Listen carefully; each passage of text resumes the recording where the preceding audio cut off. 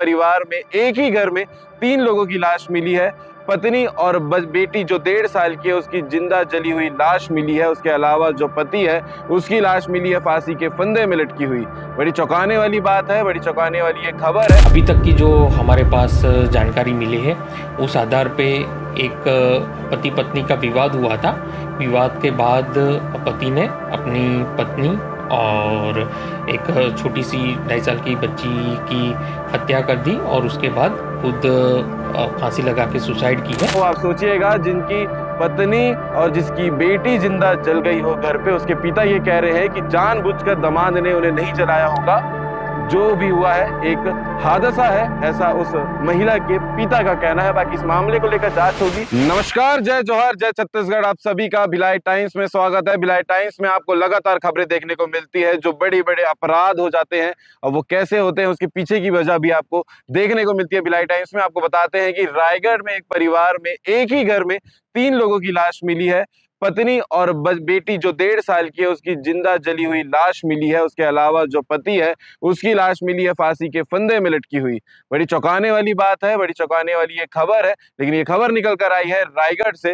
पूरा मामला आपको डिटेल में बताते हैं कि क्या हुआ होगा। रायगढ़ में एक घर में जो है महिला और उसकी 1.5 साल की बेटी जिंदा जल गई। वहीं घर से कुछ दूर पेड़ पर महिला के पति की लाश भी लटकी हुई मिली थी, जिसको लेकर गुरुवार रात कमतरा गांव में ये घटना हुई है। मामला धरघोड़ा थाना इलाके की आपको बताते हैं। जो जानकारी मिली है उसके मुताबिक जो मृतकों के नाम है वो क्या क्या है। जो पति के नाम निकल कर सामने आया वो है सुरेश कुमार गुप्ता, पत्नी चांदनी गुप्ता और बेटी आकांक्षा गुप्ता के रूप में इनकी पहचान हुई है। हालांकि घटना के कारण अभी जो है खुलासा नहीं हो पाया है, क्योंकि पुलिस लगातार जांच कर रही है। इसके अलावा आपको बताते हैं कि विवाद के बाद जिंदा जलाकर फांसी लगाने की जो आशंका है, क्योंकि कहा जा रहा है कि जो पति है उसने पहले अपनी बीवी और अपनी बेटी 1.5 साल की जो है उसको जलाया होगा, पहले उनकी हत्या की होगी जलाकर, उसके बाद खुद फांसी में जो है वो झूल गया होगा। इसके अलावा आपको बताते हैं कि घटना रात जो है करीब 10:30 बजे की है। सुरेश गुप्ता घर में ही बीड़ी और सिगरेट की दुकान चलाता था, साथ ही पेट्रोल भी बेचता था। इसी मामले को लेकर एसडीओपी सिद्धांत तिवारी ने यह बताया है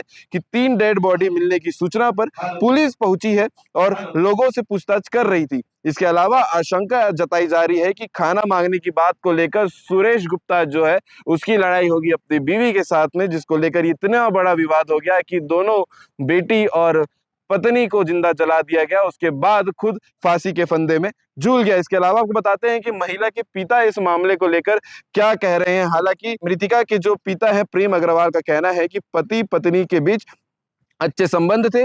बुधवार को सुरेश गुप्ता अपनी पत्नी चांदनी और बेटी आकांक्षा को उसके मायके से लेकर लौटा था। महिला के पिता ने का यह भी कहना है कि उसके दामाद ने उन्हें जानबूझकर नहीं जलाया होगा। हो सकता है ये एक घटना हो। आप सोचिएगा, जिनकी पत्नी और जिसकी बेटी जिंदा जल गई हो घर पे, उसके पिता ये कह रहे हैं कि जानबूझकर दामाद ने उन्हें नहीं जलाया होगा।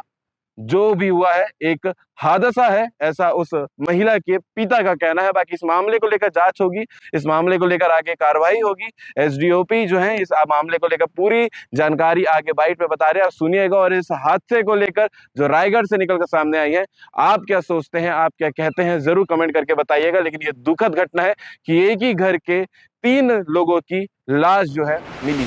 धरघोड़ा में एक मामला सामने आया है जिसमें अभी तक की जो हमारे पास जानकारी मिली है उस आधार पे एक पति पत्नी का विवाद हुआ था।